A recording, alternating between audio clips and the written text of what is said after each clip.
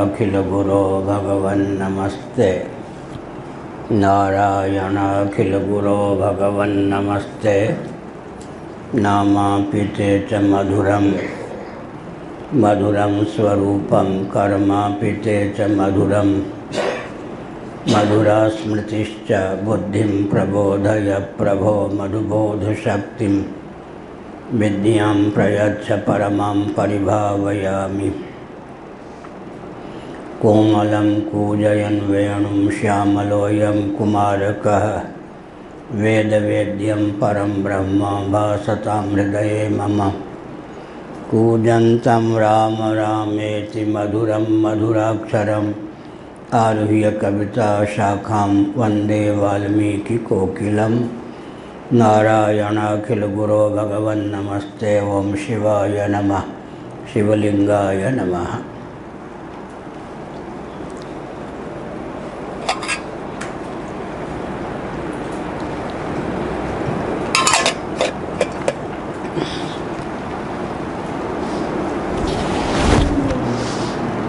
ब्रह्मसूत्र 1.4.22 भामती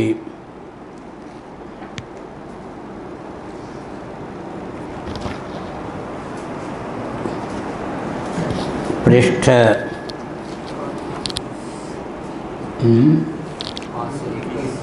521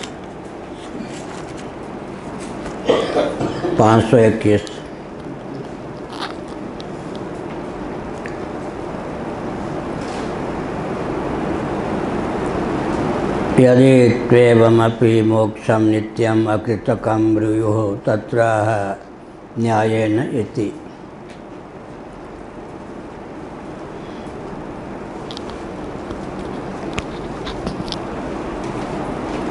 आश्वरथ्यादि जो महानुभाव हैं वे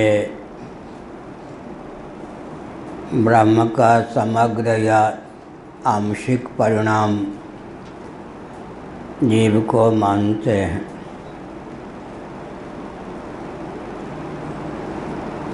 ऐसा मानने पर तो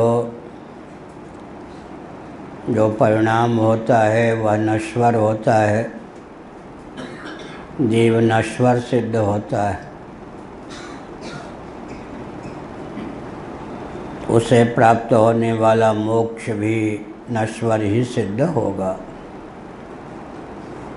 यदि कहें कि जीव अनित्य हो लेकिन उसे मिलने वाला मोक्ष नित्य,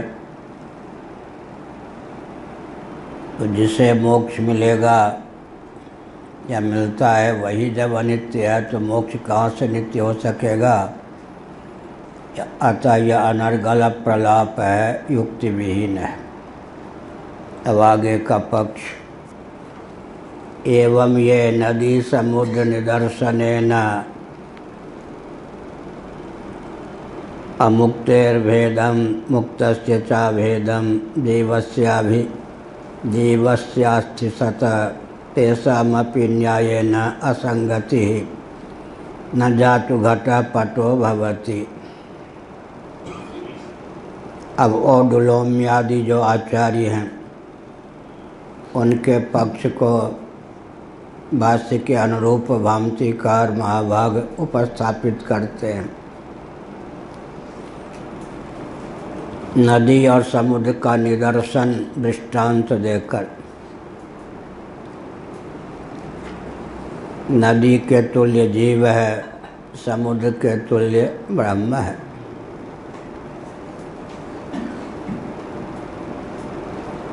जीव और ब्रह्म का भेद पूर्व से प्राप्त ही है, लेकिन जो जीव मुक्त हो जाते हैं उनका ब्रह्म से अभेद हो जाता है। इस संदर्भ में जो श्रुति ने दृष्टांत दिया है अपने ढंग से वे महानुभाव औडुलोम्य आदि उसका उपयोग करते हैं। नदी और समुद्र में तो भेद है ही, नदी को नदी ही कहते हैं, समुद्र को समुद्र ही कहते हैं। शब्द को लेकर, अर्थ को लेकर, अर्थक्रियाकारिता को लेकर भी नदी और समुद्र में भेद ही सिद्ध है। तथापि गंगा आदि नदियों का जितना अंश समुद्र में विलीन होता है, उतने अंशों में नदी के जल का या नदी का और समुद्र का एकत्व सिद्ध होता है। और डुलोमी आदि आचार्य इसी प्रकार ज्ञान ध्यान आदि का आलम्बन लेकर जीव ब्रह्म हो जाता है। भले ही जीव और ब्रह्म में भेद रहा हो, लेकिन वह भेद वास्तव और अभेद भी वास्तव मानते हैं, तो वदतो व्याघात दोष की प्राप्ति होती है। भेद अगर अवास्तविक है तब तो अभेद वास्तविक होगा, और भेद भी वास्तव अभेद भी वास्तव, यह बात नहीं सकती है। भेद वास्तविक ना हो तभी अभेद तात्विक सिद्ध होता है। भेद यदि औपाधिक होगा तो अभेद तात्विक होगा। भेद भी स्वाभाविक, अभेद भी स्वाभाविक। स्वाभाविक भिन्ना भिन्नत्ववाद चरितार्थ नहीं है, युक्ति विधुर है यह अभिप्राय। वैसे आत्मा के परिमाण को लेकर श्री रामानुजाचार्य आदि महान भावों ने बताया कि वह अणु परिमाण परिमित है। महाभारत में सामंजस्य का दृष्टिकोण दिया गया है। आखिर आत्मा को अणु परिमाण परिमित मानकर जो नित्य मानते हैं वो भी आदर के पात्र हैं। किसी वस्तु को हम नित्य सिद्ध करना चाहते हैं, या तो उसे अणु परिमाण परिमित सिद्ध करें, या बृहत निरतिशय बृहत्ता जिसमें होती है, विभु पदार्थ जो स्वभाव से होता है वो नित्य होता है। मध्यवर्ती परिमाण क्या है? अणु परिमाण नहीं, विभु नहीं, तो मध्यम परिमाण परिमित। जो मध्यम परिमाण परिमित होता है वह तो रबर के समान सावयव होता है। तो आत्मा को अणु परिमाण परिमित ही प्रायः सभी वैष्णवाचार्य मानते हैं। लेकिन श्री रामानुजाचार्य महाभाग का पक्ष है कि मोक्ष दशा में आत्म तत्व स्वरूप से अणु परिमाण परिमित ही रहता है, तथापि आत्मा के गुण जो ज्ञान, आत्मा का गुण जो ज्ञान वह विभु हो जाता है। माने द्रव्य, आत्मरूप जो द्रव्य हुआ वह तो अणु परिमाण परिमित ही सिद्ध होता है मोक्ष दशा में भी, लेकिन उसका ज्ञान नामक गुण विभु हो जाता है। अणोरणीयान महतो महीयान, इस प्रकार से श्रुति की सार्थकता हो जाती है। इसमें वे महानुभाव दृष्टांत देते हैं। मणि एक क्षेत्र में एक जगह स्थित है, उसका प्रकाश चतुर्दिक है। ऐसे ही मोक्ष दशा में जीव तो अणु परिमाण परिमित होकर ही रहता है, लेकिन उसका ज्ञान नामक गुण फैल जाता है। तो गुण हो गया विभु और गुणी रह गया अणु परिमाण परिमित सीमित। तो फिर महान भावों का कथन है तब तो आत्मा को सावयव मानना पड़ेगा, तो नश्वर ही मानना पड़ेगा। ऐसी स्थिति में नित्य कहाँ आत्म तत्व सिद्ध हो सकेगा। विद्वान मंडन नामक ग्रंथ जहाँ तक मुझे ध्यान है श्री वल्लभाचार्य जी का है, हमने पढ़ा था अपने आप श्री वृंदावन धाम में। उसमें लेखक महानुभाव ने बताया कि आत्मा स्वभाव से ही अणु परिमाण परिमित भी है और विभू भी है। अणोरणीयान महतो महीयान। तब अपनी ओर से ही पक्ष रखा गया, पूर्व पक्ष उन्हीं के द्वारा। तो क्या वो रबर है, रबर के समान है कि रबर को खींचो तो बढ़ जाए। आजकल वस्त्र सुखाने के लिए तार ऐसा होता है घुंघराला, इतना बड़ा दिखेगा, खींचो तो ऐसे हो जाता है। छाता आजकल इतने हैं, लेकिन ज़रूरत पड़े तो इतने बड़े विशाल बना देते हैं। तो ये तो सावयव का लक्षण हुआ ना। जैसे चूहा आदि ज़रूरत पड़ने पर अपने शरीर को यूँ कर ले और आवश्यकता पड़ने पर फैला कर ले, ऐसा है। एक बार मैंने देखा जाली छोटी छोटी है वृंदावन में, चूहे आते कहाँ से। एक चूहा पर दृष्टि गई, हमने उसको प्रेम पूर्वक खदेड़ा तो देखा ये प्राणायाम के बल पर आ जाते हैं। उसने क्या किया, प्राणायाम के द्वारा शरीर को इतना संकीर्ण कर दिया कि जाली से भाग गया। हमने कहा तो योगी है भाई। हमारी बुद्धि तो फेल हो गई। इतने बड़े छेद से चूहा घुसता कैसे है। चूहा को जब खदेड़ा तो उसने शरीर को यूँ कर लिया, हनुमान जी बन गया।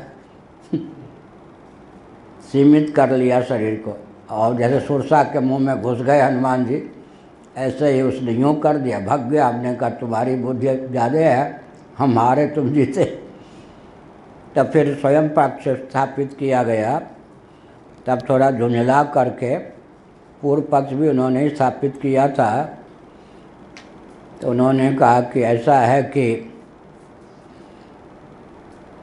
बद्ध दशा में जीव अणु परिमाण परिमित ही रहता है, मोक्ष दशा में जीव सचमुच में महापरिमाण परिमित परम परिमाण परिमित विभू हो जाता है। इस पर आपत्ति की गई। वहाँ तो कहा गया कि आत्मा के गुण व्यापक हो जाते हैं श्री रामानुज पक्ष में। यहाँ कहा गया कि नहीं, आत्मा ही बद्ध दशा में अणु परिमाण परिमित और मुक्त दशा में महापरिमाण परिमित मुक्त व्यापक। तब कहा गया ये कैसे होगा, जो स्वभाव से अणु है वो अणु ही रहेगा, व्यापक है वो व्यापक ही रहेगा। तब चिढ़ के उन्होंने कहा ऐसा मान लो फिर, आत्मा जो अणु परिमाण परिमित है औपाधिक उसमें अणुत्व है, स्वभावता विभू है। अब यहाँ आकर शंकराचार्य को मान लिया। घुमा फिरा के हर आचार्य पूर्व पक्ष के चपेट में आते आते आते आते एक घाटी ऐसी होती है जहाँ ऐसा लिख देते हैं, बोल देते हैं, जो शंकराचार्य का पक्ष है उसी पर अटक जाते हैं या वहीं जाकर विराम को प्राप्त होते हैं। तो हो गया ना, औपाधिक अणुत्व है।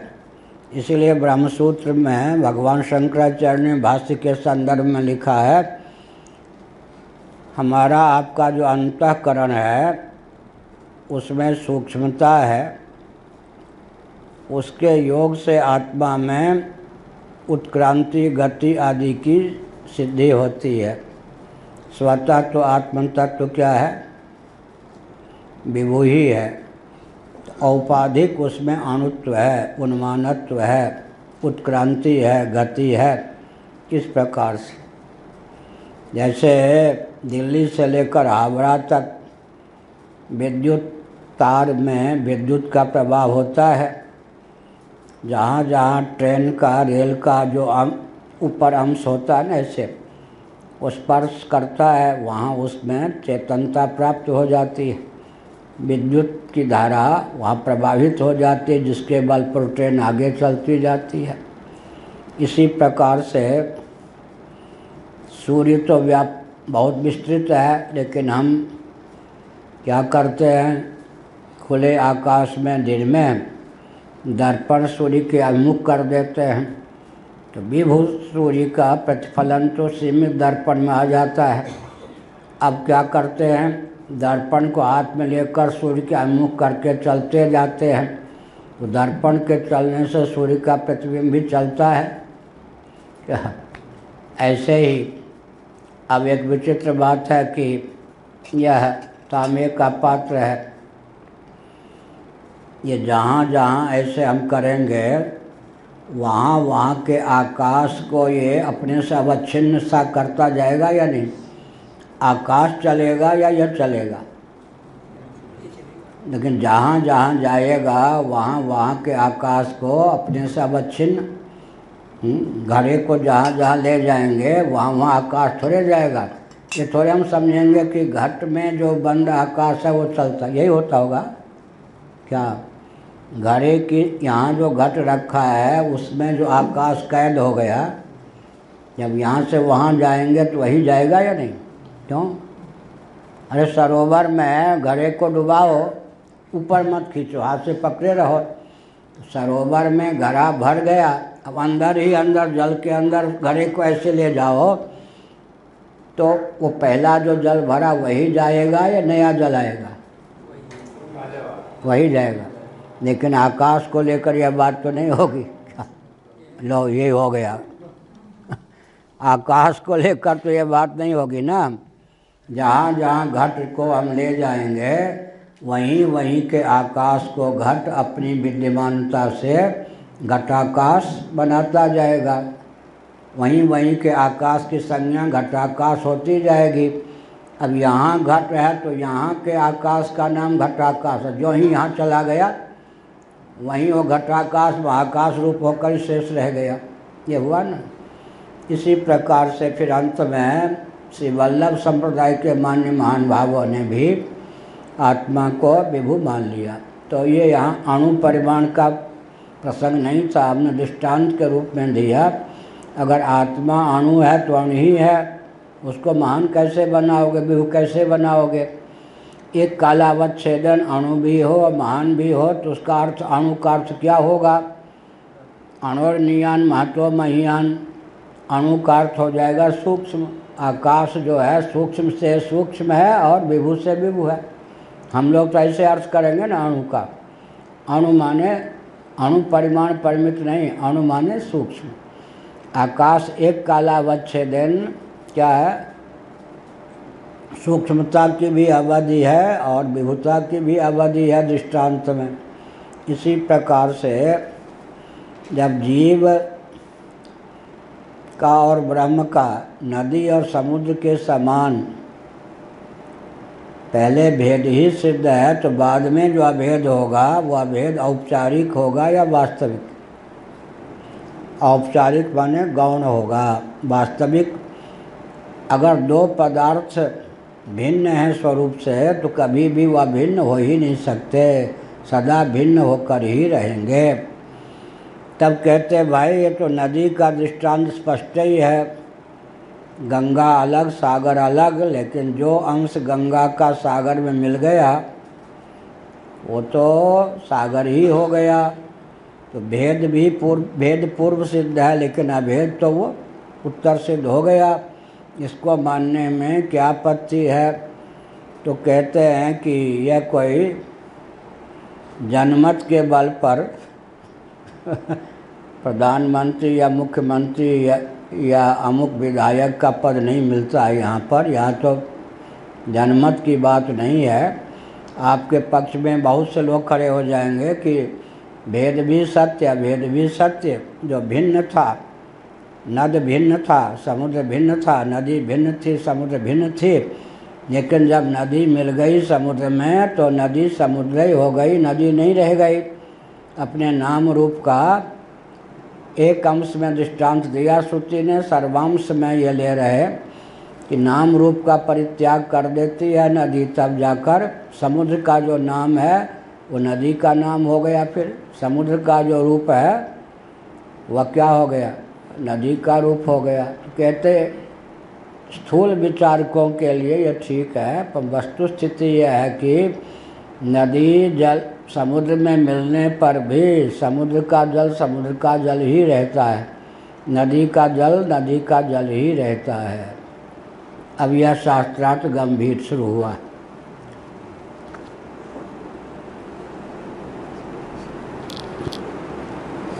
पृष्ठ कौन था भाई? फिर भूल गए। हाँ हाँ ठीक।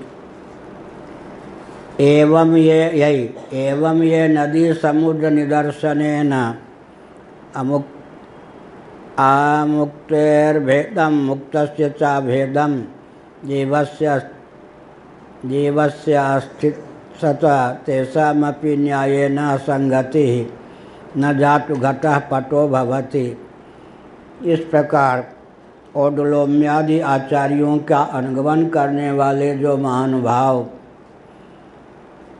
मानते हैं कि पहले तो जीव और ब्रह्म का भेद ही रहता है, लेकिन कालांतर में ज्ञान ध्यान आदि के द्वारा जीव ब्रह्म हो सकता है। भेद पूर्व सिद्ध है, अभेद उत्तर सिद्ध है, लेकिन दोनों ही यथार्थ है, ऐसा मानते हैं। तो कहा कि उनका जो पक्ष है वो भी वास्तव में युक्ति विधुर है। उदाहरण दिया, न जातु घटः पटो भवति, कभी भी घट पट नहीं हो सकता जी, घट घट ही रहेगा, पट पट ही रहेगा। नदी समुद्र में मिल जाने पर भी नदी नदी ही रहेगी। एक बार हमारे गुरु भाई थे न विचित्र ब्रह्मा जी, उन्होंने कहा कि महाराज हूँ तो मैं ब्राह्मण और ब्रह्मचारी, ये नदी के किनारे रहता हूँ, गंगा जी के तट पर सभी मल्ला वल्ला हाथ जोड़ते हैं, मैं भी नौका खेलना जानता हूँ। आपको और चिन्मयानंद जी को हम पंचगंगा है ना वहाँ स्नान कराने ले चले। हमने कहा ले चलो भाई। खेलने लग गए, किसी नाविक से नौका ले लिया, उनको सब मानते थे। तो हम बैठे, तो उन्होंने कहा महाराज ये पंचगंगा है, स्नान कीजिए। तो हमने कहा भाई पंचगंगा का अर्थ पहले बताओ, स्नान तो हम करेंगे ही। 5 गंगा, हमने कहा 5 गंगा हमें तो एक ही दिख रही हैं, 5 गंगा पहले बताओ तब तो स्नान करें। लीजिए, प्रयाग कभी गए? हमने कहा गए तो हैं। वहाँ सरस्वती मिलती हैं? हमने कहा मिलती हैं, शास्त्रीय दृष्टि तो यही है। आजकल भले सरस्वती के धारा दृष्टिगोचर नहीं है। यमुना मिलती हैं? हमने कहा 2 हो गई। हमने कहा और गंगा जी तो वहाँ हैं ही, यहाँ भी है। हमने कहा गंगा जी में जब सरस्वती और यमुना मिल गई तो गंगा हो गई या नहीं? हमने कहा 2 की कमी रही ना भी, 3 गंगा तो हो गई। ये वरुणा और नासी, वरुणा और नासी के बीच का जो क्षेत्र है वही तो वाराणसी है। नाले हैं 2 नदी दिव्य, वरुणा और नासी।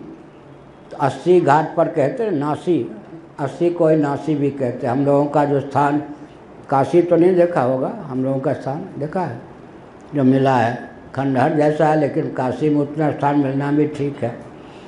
वो जो है नासी, आगे चल के वरुणा, 4-5 किलोमीटर आगे चल के वरुणा है।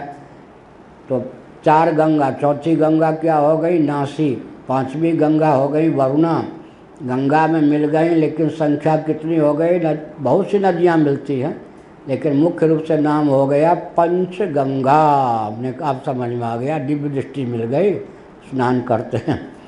ऐसे ही पंचगंगा, गंगा क्यों नहीं कहते? पंच शब्द जो सिद्ध करता है कि 4 के मिलने पर भी वो 4 अपने स्वरूप में विद्यमान हैं।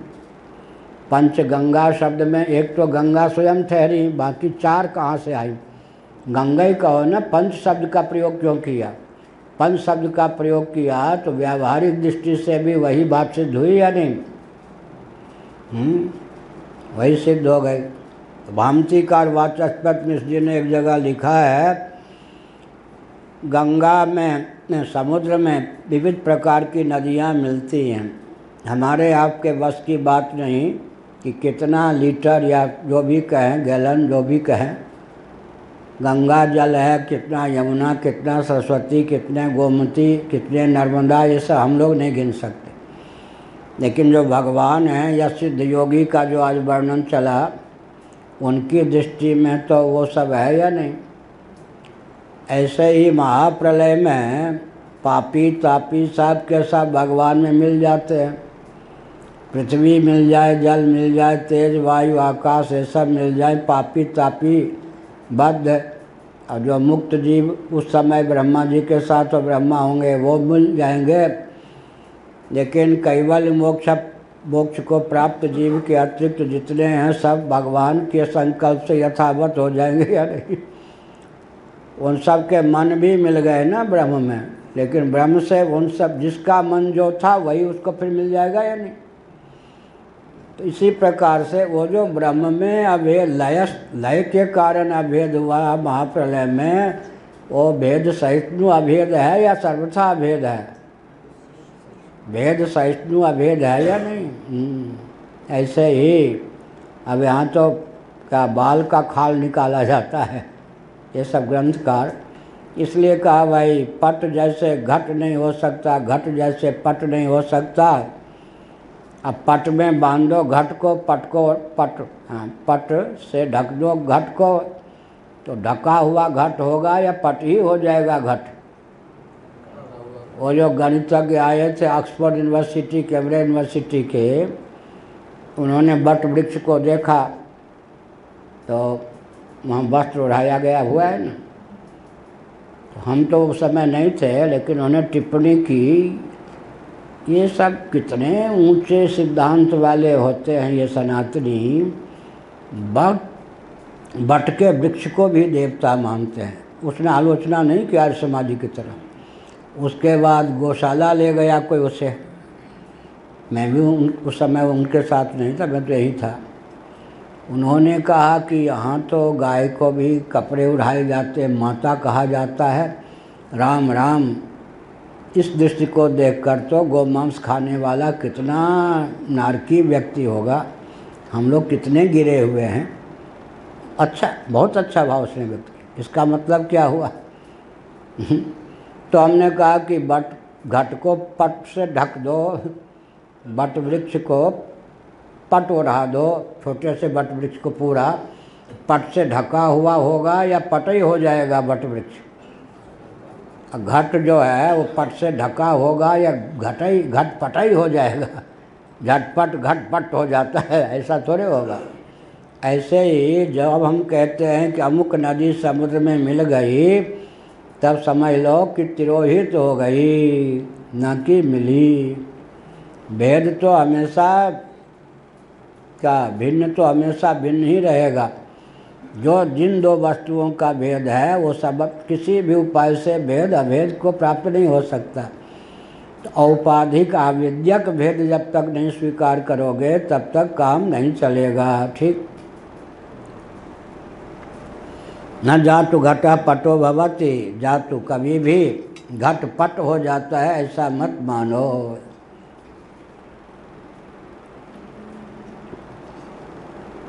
उसने कहा ना मार्कंडे देवता पढ़ते समय हमसे, स्वामी जी पाठ बंद करो। हमने कहा कैसे? बिहार का था बिहार, अब दिखता नहीं, गुजरात गया सिद्ध हो गया, जीवित है या नहीं पता नहीं। 26 साल पहले उज्जैन कुंभ में दिखा था। तो कहा कि सुनो, कितना भी आप मुझको पढ़ा लो, कितना दिन रात मत्था पत्रिक करके पढ़ो, चूहा कभी भी हाथी नहीं हो सकता। न आप हो सकते कभी मधुसूदन सरस्वती, न हम। इसलिए पाठ बंद करो। उसी भूत से हमने पाठ शुरू किया था। अरे कम से कम घोड़े को, भवन है ना ये, घोड़े को पालने की इच्छा है, जैसे तैसे घोड़े ला के रख दो ना, तब क्या होगा, लोगों को होगा कि ये घोड़े के प्रेमी हैं तो अच्छा घोड़ा भी मिल जाएगा। हमने स्वामी अखंडानंद सरस्वती जी महाराज से कहा, महाराज मेरा तो पढ़ाने का अभ्यास है, आपके आश्रम में उड़ियाबाजी के आश्रम के ट्रस्टाधिपति वही थे उन दिनों, आपके आश्रम में हूँ तो आपकी अनुमति हो तो पढ़ाना शुरू करूँ। उनके यहाँ पाठ वाठ वो पढ़ाते नहीं थे प्रवचन। उन्होंने कहा सुनो ब्रह्मचारी, श्रोता आप स्वयं ढूंढ लेना, पाठक पढ़ने वाला। हमने कहा ठीक है। मार्कंडेय को पकड़ा, वो आया था काशी से। कहा देखिए काशी में था तो मैं नैयायिक बनने का प्रयास करता था, अब मैं राधे राधा हो गया वृंदावन में, हमको वेदांत से कुछ नहीं लेना देना। वैसे ही था मुँहफट, देखा है ना? नहीं। जब मैं काशी में था तब न्याय न्याय न्याय करता था, न्यायिकों के पास वेदांती था। अब मैं राधे राधे हो गया हूँ, अब वेदांत से कुछ लेना नहीं। हमने डांट दिया है। उसको लोभ क्या था? उसको लोभ ये था, शायद पूज्य गुरुदेव से उसने श्री विद्या के एक अंश की दीक्षा ली थी।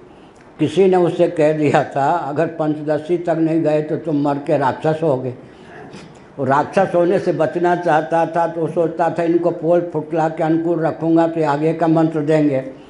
समझ गए? इस लोभ के कारण हमको यह उसका लोभ मालूम पड़ गया था कि जाएगा कहाँ। पूज्य गुरुदेव का शरीर तो पूरा हो गया तो दीक्षा तो आगे हम ही से लेगा। हम उसने कहा, हमने गए राधे राधे राधे राधे करता, ठीक है राधे राधे, मैं ही तो वृंदावन में रह रहा हूँ इतने साल से, पढ़। तो बेचारे उस लोभ के कारण पढ़ने आया तो वह कहा कितना भी पढ़ा लो गुरुजी स्वामी जी, पढ़ाते पढ़ाते थक जाओगे, मर जाओगे, कभी मधुसूदन सरस्वती नहीं हो सकते।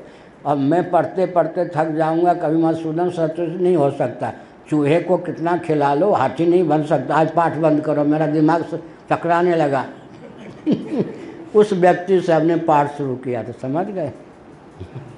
बाद में तो चिन्मय मिशन के अब कहाँ कहाँ से नेपाल तक से व्यक्ति पढ़ने आए, कोई कुलपति हो गए। एक संपूर्णानंद विश्वविद्यालय का मीमांसा विभाग का अध्यक्ष है कमलापति, या क्या नाम है, कमलाकांत त्रिपाठी, लेकिन वो सब कोई मिलते नहीं। कोई कुलपति हो गया, कोई कुछ हो गया, कोई विभागाध्यक्ष हो गया।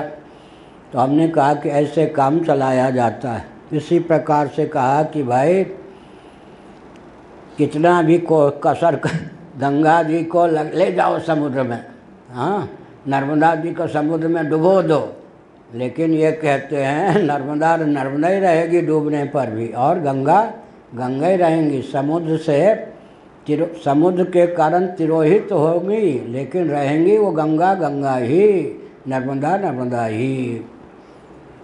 जहाँ बात झटपट समझ में आ जाए इसलिए क्या कहा, न जा तो घटा पटो भवती, कभी भी घट पट नहीं होता। ननुक्तम यथा नदी समुद्र भवति इति, कहते ये कहा गया है ना कि जैसे कि नदी समुद्र हो जाती है वैसे जीव ब्रह्म से मिलकर ब्रह्म हो जाता है। इस तथ्य पर दृष्टांत युक्त जो यह तथ्य है, इस पर पानी क्यों फेर रहे हो ये तो बताओ। का पुनर्नद्यभिमतायुष्मतः, बढ़िया कहा। अरे चिरंजीव आयुष्मान, माने दे रहे कि तुम महामूर्ख हो, जल्दी मर जाओ तो अच्छा है, लेकिन ऊपर से कहते आयुष्मान। मुसलमान लोग अच्छा पूछते हैं, क्या पूछते हैं मालूम है? किस चिराग के गुल हो, माने किसके बेटे हो।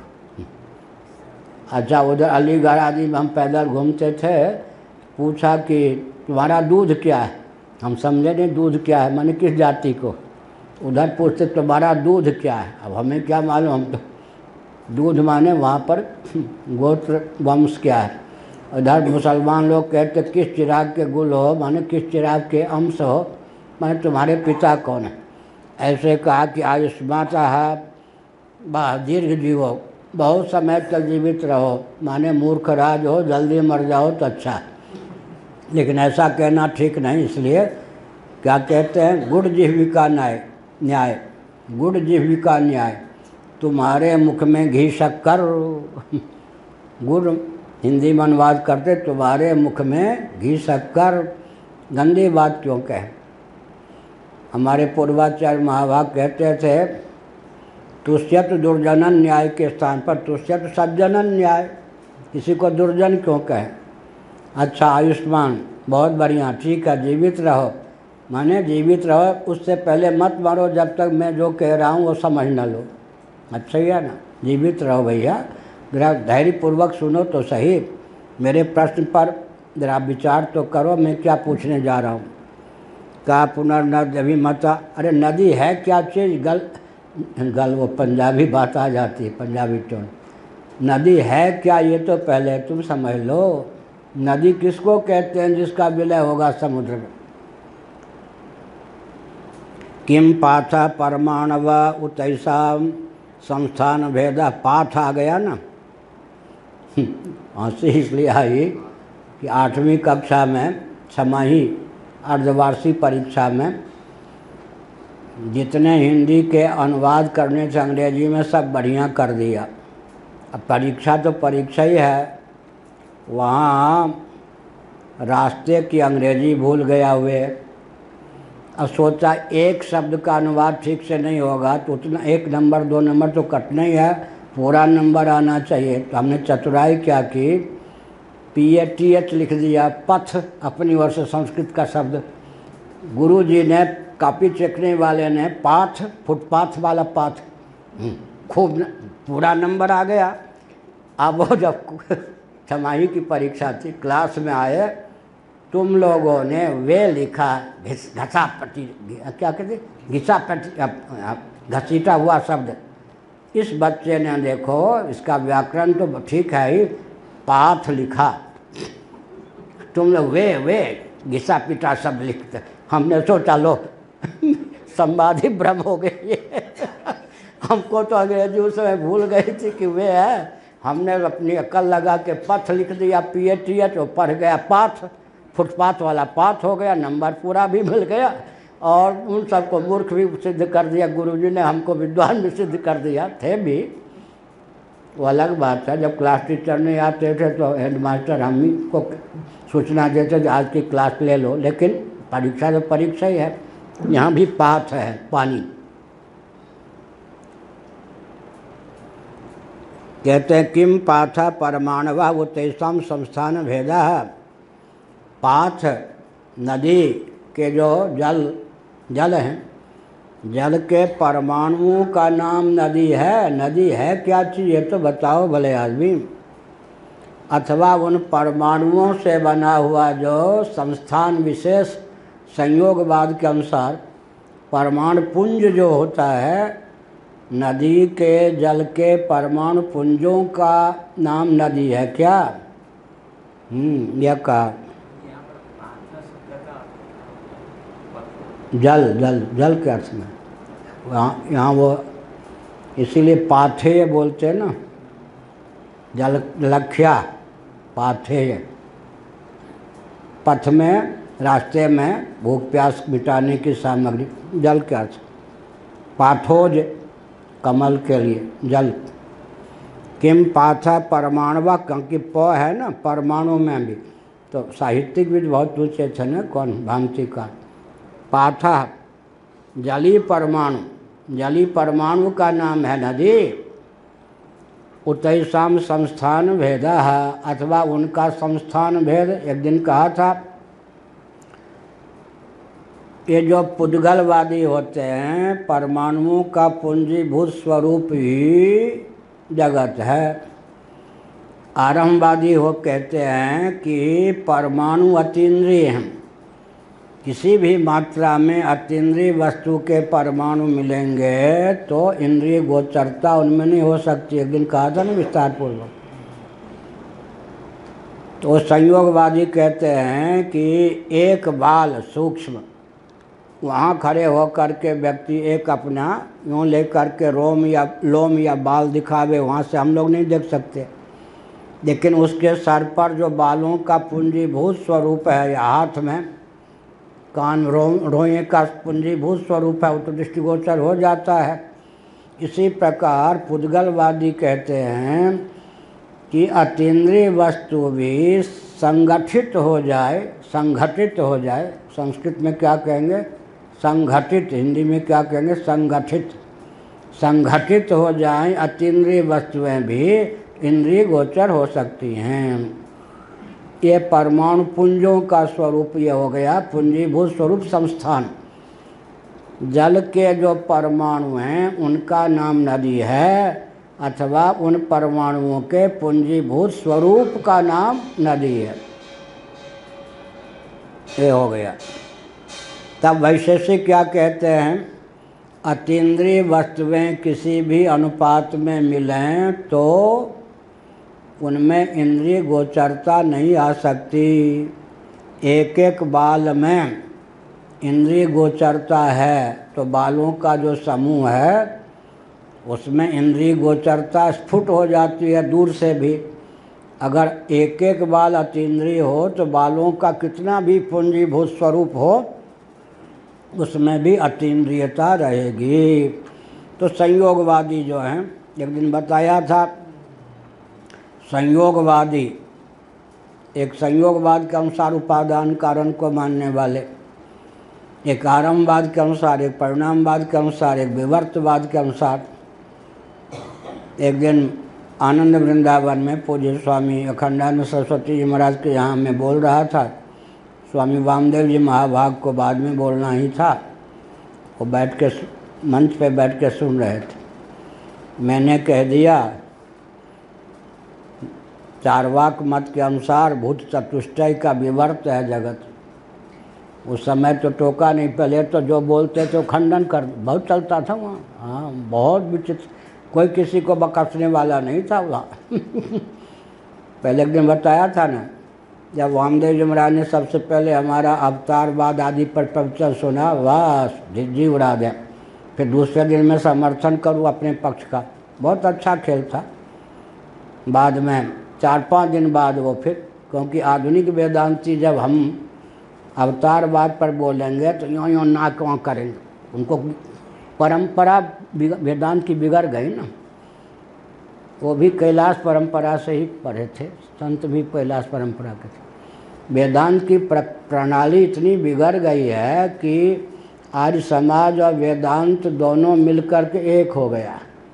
इसलिए आधुनिक वेदांती भगवान के उत्कर्ष को, अवतारवाद को सह नहीं सकते, इसलिए उनकी उपासना में प्रवृत्ति नहीं होती है, इसलिए ज्ञान टिकता भी नहीं है। लेकिन हमने देखा कि 4-5 दिन हम भी डटे रहे, वो भी डटे रहे, हम आस्थापूर्वक और वो आशीर्वाद पूर्वक, क्या बड़े तो थे ही, हमने उनसे डाइवर्स पढ़ा बाद में, फिर वो हमारे समर्थक बन गए बढ़िया। तो हमने जब कहा कि चारवाकों के मत में भूत चतुष्टय का विवर्त स्थूल जगत, ये जो जगत है ये भूतों का विवर्त है, खंडन तो नहीं किया लेकिन कहा हमारे साथ चलो। जहाँ वो ठहरे थे अपने कमरे में ले गए, क्या बोल दिया? तो हमने कहा क्या बोल दिया? यही बोल दिया कि भूत चतुष्टय का विवर्त है जगत, चारवाक विवर्तवादी होते हैं, सिद्ध करो। तो हमने कहा कि ऐसा है कि परमाणु तो मानेंगे नहीं क्योंकि प्रत्यक्ष प्रमाणवादी होते हैं। परमाणु पुंजों का स्वरूप, पूंजीभूत स्वरूप, परमाणुओं का पूंजीभूत स्वरूप तो जगत को मान नहीं सकते। उन्होंने कहा ये बात ठीक है। फिर हमने कहा आरंभवादी होंगे तो परमाणु को तो मानना पड़ेगा, तीन्द्रिय भूत चतुष्टय के परमाणु उनको मानने पड़ेंगे, तो प्रत्यक्षैक समधिगम्य जो पदार्थ हैं उन्हीं को मानते हैं। वो आरंभवादी नहीं हो सकते हैं, संयोगवादी नहीं हो सकते, आरंभवादी नहीं हो सकते। तब क्या होगा? परिणामवादी होंगे या विवर्तवादी होंगे। परिणामवाद में क्या होता है कि कार्य से कारण जो होता है वो विभुता में कम होता है। आरंभवाद में क्या होता है? कारण से कार्य विभुता में अधिक होता जाता है। अणु, 2 परमाणु मिलेंगे तो दोनों क्षेत्रफल बढ़ गया ना, महापृथ्वी। और परिणामवाद में उल्टा होता है, क्या? आकाश की अपेक्षा वायु, वायु की अपेक्षा तेज, तेज की अपेक्षा जल, जल की अपेक्षा पृथ्वी का क्षेत्रफल कम होता है। तो ये परिणामवाद भी नहीं हो सकता। उनका ये भी बात चल गई। हमने कहा पारिशेष्य न्याय से चारवाक जो हैं विवर्तवादी हैं, कहीं लिखा तो नहीं है। हमने कहा कि युक्ति सम्मत है, तुम्हारा पक्ष ठीक है, लेकिन पहली बार ये सुनने को मिला। कहीं लिखा था नहीं, हमने तो अपनी ओर से लगा दी थी कि बात महापुरुष के द्वारा समर्थित हो गई, और अच्छा है। यहाँ पर कहते ये बोलो किम पाथ परमाणवा उतैसाम संस्थान भेदा है आहोस्वित तदारब्धो वयवी। अब ये जो है आरंभवादी के अनुसार, अगर संयोगवाद के अनुसार नहीं मानते हो जल के परमाणुओं का पूंजीभूत स्वरूप जो है वही नदी है, ऐसा नहीं मानते हो तो आरंभवाद के अनुसार द्रोणुकादि की घाटी को पार करने के बाद में वो जल रूप नदी रूप संस्थान बना है, ऐसा मानोगे ना। किम पाथः परमाणवः उतैषां संस्थान भेदः, भेद के बाद कौमा जो दे दिया ना तो विसर्ग हो ही नहीं पाएगा, इसीलिए आहोस्वित कौमा न रहने पर ठीक है, नहीं तो हम भेदा करना पड़ेगा। संस्थान भेदा है आहोस्वित तदारब्धो वयवी, अथवा परमाणुओं से आरब्ध जो अवयवी उसी का नाम नदी है। तत्र संस्थान भेदस्य वा अवयविनो वा समुद्र निवेशे विनाशात्। अब कहते हैं अगर संस्थान भेद मानो किसका, जल के परमाणुओं का संस्थान भेद मानो या जल के परमाणुओं से बने हुए अवयवी, वही जो नदी है अवयवी मानो, इनका समुद्र में निवेश होता है तब उनका विनाश होता है, ऐसे मानोगे। तत्र संस्थान भेदस्य व अवयविनो व समुद्र निवेश से विनाशात्। इतना तो ठीक है कि संस्थान भेद अगर पूंजीभूत स्वरूप मानते हो तो या आरंभवाद के अनुसार अंतिम परिमाण मानते हो तो अवयवी, अवयव से निर्मित जल के अवयवों से निर्मित नदी को उनका तो समुद्र में लय होने से अदर्शन हो जाता है। कस समुद्रण एकता, विनाशात कह दिया, विनाश का नाम एकत्व है क्या? जिसका विनाश हो गया वो एक हो गया। एक कब होगा? दोनों विद्यमान रहें तब, दोनों विद्यमान रहें तो एक कैसा? एक का नाश हो गया, एक ने दूसरे को, एक जीवित रहा एक ने दूसरे को नाश कर दिया तो एक कैसा? दोनों ओर से मरे या नहीं? क्या देखो कितनी बुद्धि सूक्ष्म थी आचार्यों की। विनाशात, एक का विनाश हो गया, विनाश का नाम ऐक्य क्या है? विनाश का नाम ऐक्य क्या है? वो तो खत्म ही हो गया फिर। और अगर कहेंगे दोनों विद्यमान हैं तब एक हुआ तो दोनों विद्यमान हैं तो एक कैसा? न विनाश को एक, विनाश के कारण एकता हो सकती है न दोनों की विद्यमानता में। जब दोनों ही विद्यमान हैं तो एक कैसे? राम और श्याम में एक का तो औपचारिक होगा या दोनों जब व्यक्ति भेद है तो जब व्यक्ति भेद है तो भाई विनाश हो गया नदी का, तो विनाश हो गया तो रही नहीं तो एकता क्या हुई?